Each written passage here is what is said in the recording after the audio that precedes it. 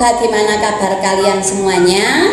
Semoga kalian semuanya selalu dalam keadaan sehat, tetap semangat, selalu ceria, dan terhindar dari wabah virus COVID-19 yang sedang melanda dunia. Kali ini saya akan menemani kalian belajar. Perkenalkan, nama saya Ibu Widarti. Hari ini kita akan belajar tema 5, subtema 1, pembelajaran 5. Maka siapkan buku tema terlebih dahulu. Sebelum pembelajaran kita mulai, marilah kita berdoa menurut agama dan kepercayaan masing-masing. Berdoa mulai. Berdoa selesai. Pembelajaran 5 ini termuat muatan pembelajaran IPS dan SBDP. Tujuan pembelajaran hari ini dapat kalian simak pada layar. Langsung saja kita mulai. Siapa lagi tokoh yang terkenal pada zaman Hindu, Buddha, dan Islam? Pada akhir masa kerajaan Hindu-Buddha, muncullah tokoh-tokoh yang membawa kejayaan kerajaan Majapahit.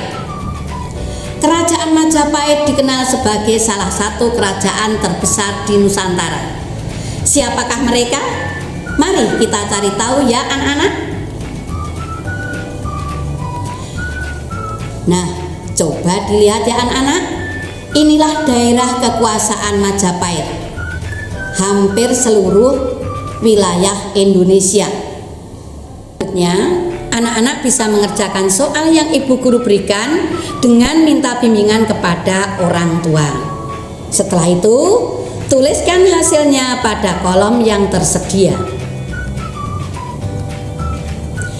Mari kita bahas bersama. Ya, betul sekali anak-anak. Jadi, Gajah Mada adalah patih tertinggi pada saat pemerintahan Hayam Wuruk sebagai Raja Majapahit. Mahapatih Gajah Mada. Gajah Mada adalah seorang panglima perang dan tokoh yang sangat berpengaruh pada zaman kerajaan Majapahit. Saat remaja, ia merupakan seorang pemuda yang mempunyai keahlian bela diri yang sangat hebat serta berilmu tinggi. Pada usia 19 tahun, Gajah Mada berhasil menyelamatkan rajanya Prabu Jayanegara.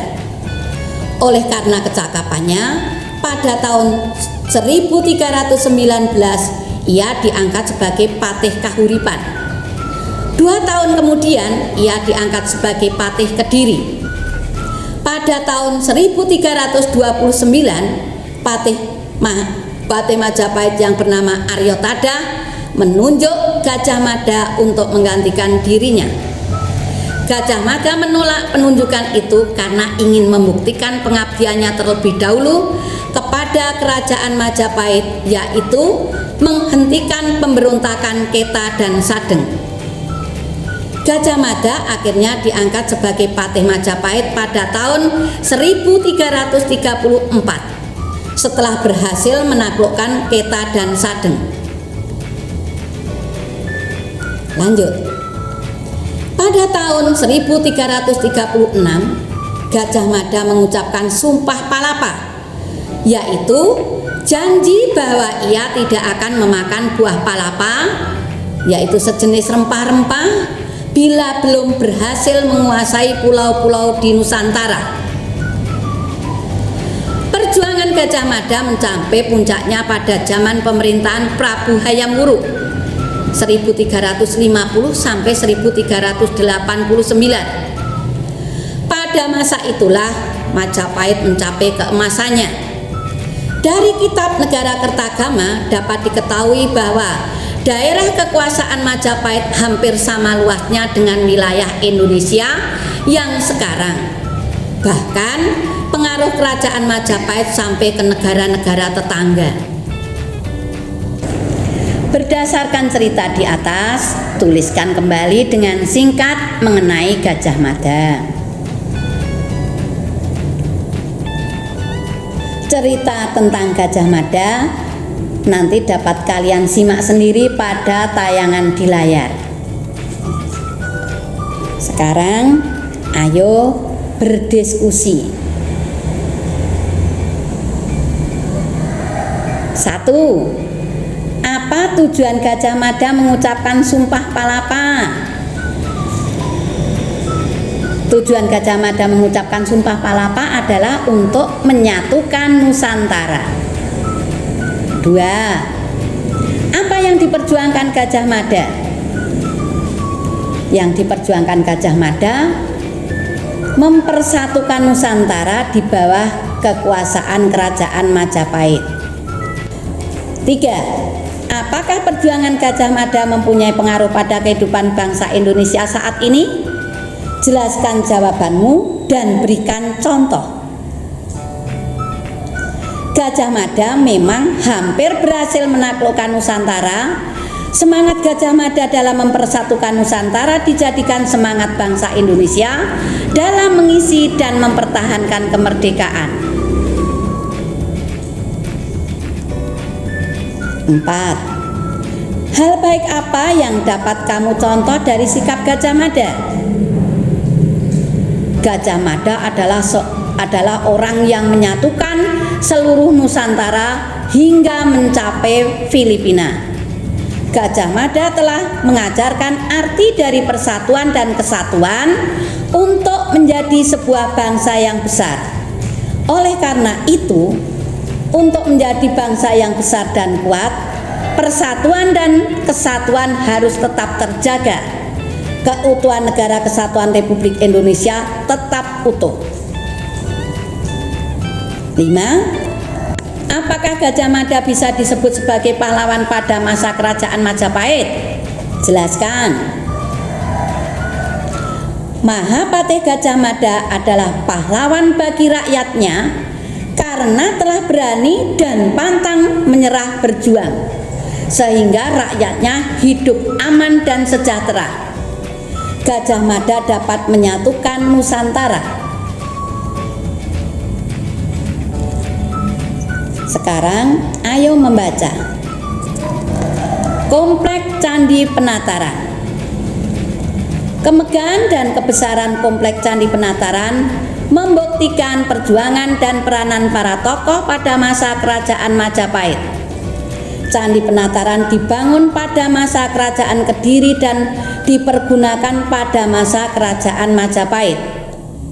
Di dalam kompleks candi terdapat arca, bangunan yang disebut Balai Agung, prasasti atau batu tulis, dan beberapa candi.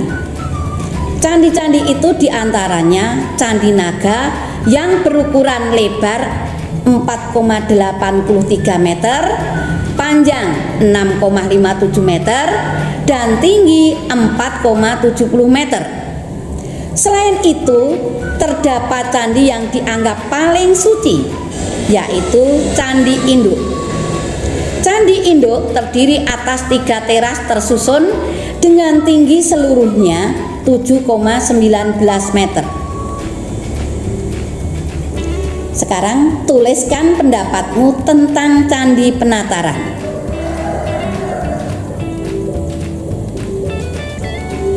Candi Penataran membuktikan peranan dan perjuangan tokoh masa Kerajaan Majapahit.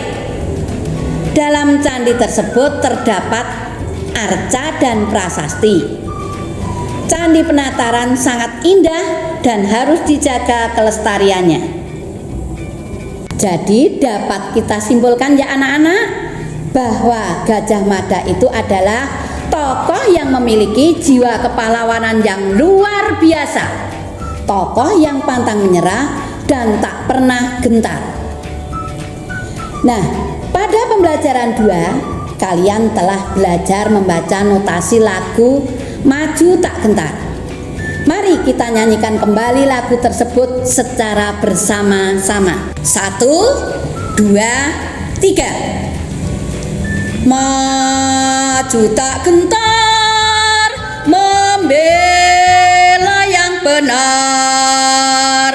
Maju tak gentar, hak kita diserang. maju serentak mengusir penyerang, maju serentak tentu kita menang. Bergerak, bergerak serentak, serentak menerkam, menerjang, terjang. Tak gentar, tak gentar menyerang, menyerang. Majulah, majulah menang. Demikianlah pembelajaran hari ini. Semoga apa yang kita pelajari bermanfaat bagi kita semuanya. Sampai berjumpa kembali pada pembelajaran berikutnya. Marilah sebelum pembelajaran ini kita akhiri, kita tutup dengan berdoa bersama menurut agama dan kepercayaan masing-masing. Berdoa mulai. Berdoa selesai. Selamat pagi anak-anak.